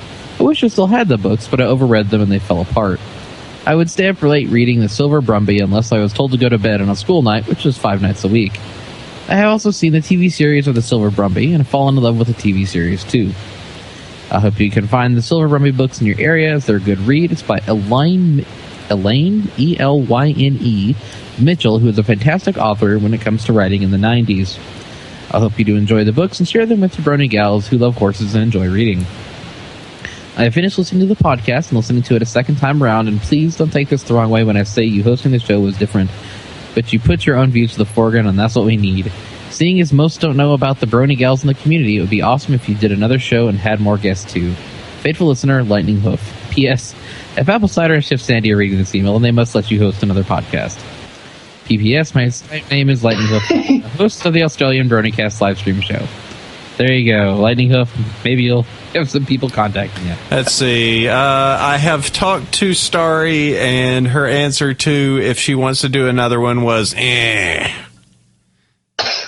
Oh, that's too bad. Well, it's just that she doesn't enjoy, or I wouldn't say, it just requires the other girls ragging on her. So I'll get her in the future to do another one. It just, look at the disappointed. I immediately saw out of the corner of my eye her just go, come on, everyone loves you. We do. I'll need content over the summer. All right, well, we should go ahead and move on. Talk about these awesome iTunes bronies, and not the fact that my girlfriend is a meanie McMeanie pants. Really is. She is. And you know what? You put something here, Sandy, so I need you to explain it. So you go ahead and read these awesome iTunes bronies. So, as always, thank you to all the people that give us our ratings and reviews on iTunes. We're up to 564 ratings. Going to refresh, because I was actually on the iTunes store. 565 ratings. Woohoo! One more. 56 5-star reviews. Most recent. So, thank you to Mandy Dax, Baxbound, V-Force Wave, and Tino239. And they said, boo to random drive-by nonsense non-reviews. Do you get stuff like this is a review that exists? Well, no, it's like there was somebody that made this random thing about why do bronies feel the need to make stuff? And it was this sort of tangent long How thing. dare we like stuff and make stuff about stuff we like? Stop liking stuff I don't like. Where? So what was that? Starry said something about it got removed or something. I don't know. Like, It was the vast irrelevant. chunk of it got removed, except there's still 2 lines, and it's just random 3-star. It doesn't necessarily offend us. It's just very random.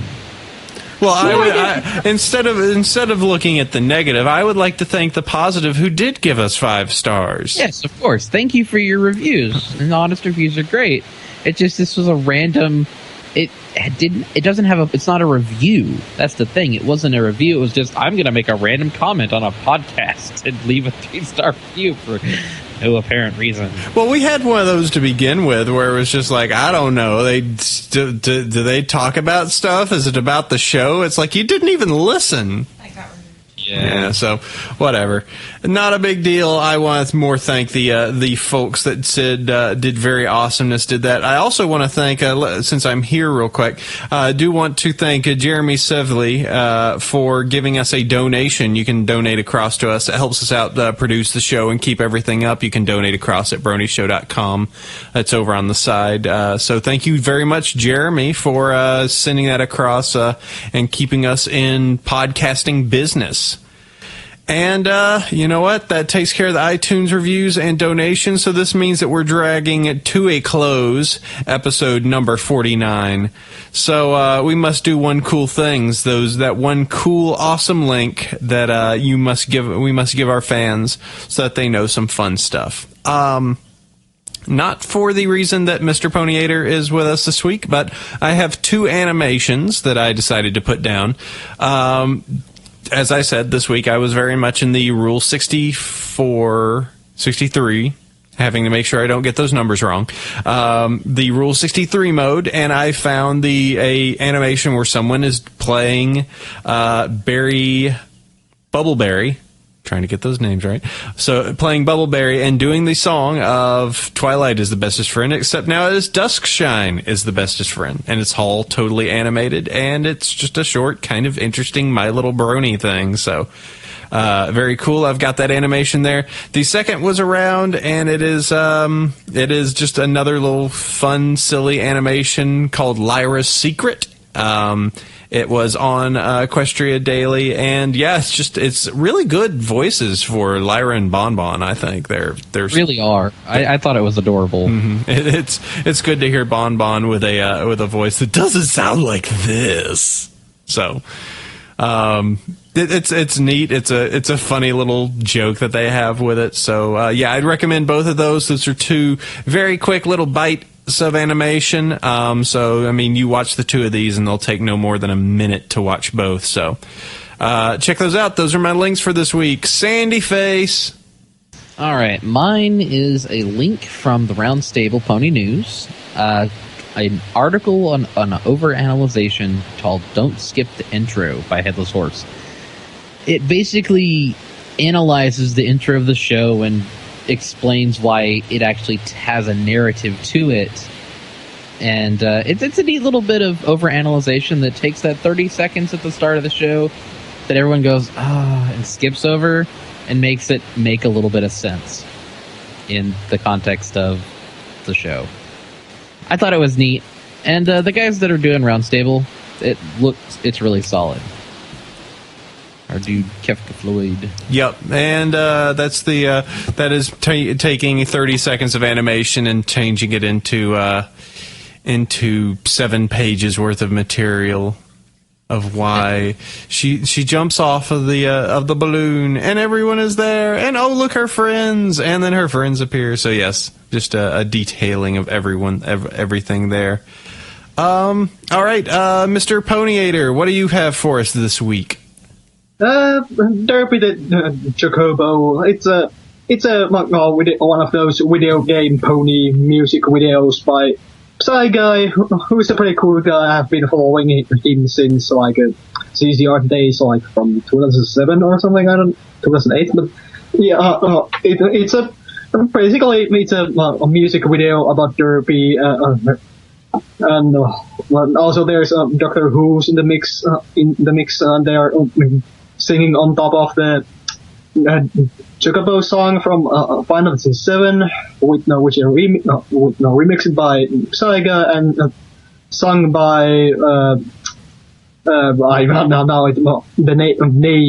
name escapes me, but very nice female voice actor or singer. And then also the second link I have is the Robot Butterfly on YouTube. And as the Apple Cider link already mentioned, that Lyra's secret animation, it was the Robot Butterfly that made the voices for the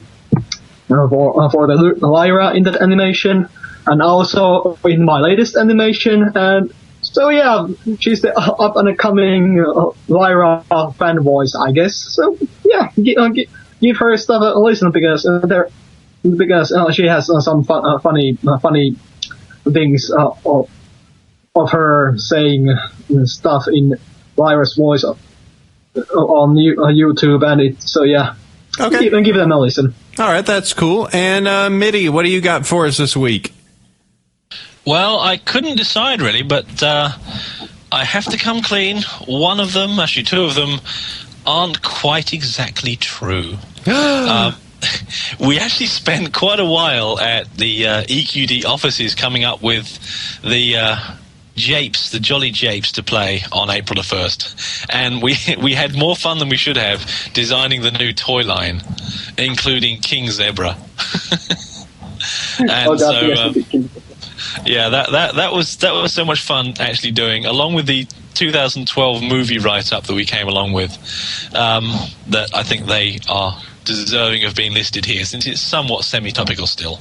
But yeah, in terms of animation, which I really do want to add, there's the animated version of the rather old now. I think it was done whilst season 1 was still being shown. But it's only just been animated. It's the Doctor Who's an Assistant episode 1. I believe they're also animating episode 2 and the rest now. And it's really well done. I mean, I don't know how you do it, Mr. Ponyada, but you guys, and you as well, when you do these animations, you get the lip sync like perfectly. And I just I don't do it perfectly. Well, you do it pretty well. You do it pretty well. So yeah, I mean, the whole animated Doctor Who's an Assistant episode 1 was also breathed new life into something that I liked when I first saw it, and it's brilliant now. So there you go. Hooray! All right, let's see. I'm trying desperately to find one of these guys real fast. Okay, well, that takes care of that. That's the one cool thing. So thank every pony so much for contributing and giving us that awesome information inside of there. And you know what? This goes and takes us to the end of the show. This is unfortunately the part where I must say goodbye to my co-host and my awesome guests that have joined us this week. First, let me thank... Well, I think first we should go ahead and outro the show, which I cannot find the outro information that we normally have so much. So I'm just going to have to go ahead and do this by memory. All right, hold on. Channeling you this. You have failed. It's not on. It's not on any of the docs. I don't know. It's weird. Okay, so let me do this. You can find the show and everything over at BronyShow.com. You can always go and give us an email over at Bronyville@gmail.com. You can, we do have Twitter accounts. My Twitter account happens to be Bronyville, and Chef. Mine's Chef Sandy. Hooray! Do you two have Twitter accounts, by the way? I do. What is it? It's Midnight Shadow Pony without any vowels in it. Ew. It's like Midnight Shadow Pony. That's rather jarring. Yeah, well, for some reason they have this ridiculous length limit on names, and somebody else had taken something like Midnight Shadow, and so I was kind of stuck doing something crazy. Now, All right, and let's see if you want to go ahead. We do have Google Plus also. If you want to go ahead and follow us on that, just look for Bronyville Podcast. Please leave us subscribe to us on iTunes and leave an iTunes review. As we said earlier, that really helps us out, and that's super cool. And we do have our particular groups that Sandy and I take care of. I manage the Bronies of Northern California, and Sheffers, what do you manage? North Texas Bronies. The North Texas types. All right. And we're at 187 people. Woohoo! All right, and we do have. We are currently slated to go to Everfree Northwest, and you know what? I think that takes care of all our bits and pieces for this episode. So thank you very much, Chef Sandy, for coming in, and as usual, as I say, bringing the thunder. Kaboom! Geez, wow. Boom, get the dynamite. Don't get swept away this week with all those tornadoes you guys are shipping in. Yeah. Oh, cool. Yep. Dang Pegasus and their weather. Vortices. Them wings, man. Those Pegasus ponies. Too much wing power, dude. They're in cahoots with unicorns, man. I'm telling you. I want to thank Midnight Shadow for showing up again. Nice to have you on, dude, and organizing all of our emails when we decide to have you do stuff. Oh, of course. Thank you very much. And I want to thank Mr. Pony, Mr. Poninator, for coming in. Thank you. Love your animations. They're always fun. And now we should probably cut you loose so you can get to work. Yeah, it was fun. It was fun. It was fun being on here. So yeah, thanks. All right, no problem, man. All right, and that takes care of it. I told you where you can find all this stuff, and we're going to go ahead and cut you for this week. You know what? No official episode next week, but you know what? We're still going to be here. So we'll go ahead and catch you guys next week. Sleep well, every pony. Adios. Adios. Goodbye. Billies and Gentlefolks. I'm the P to the W-I-L-I-G-H-T, and ain't no other pony troll it down like me. I'm Twilight-licious. I'm Twilight.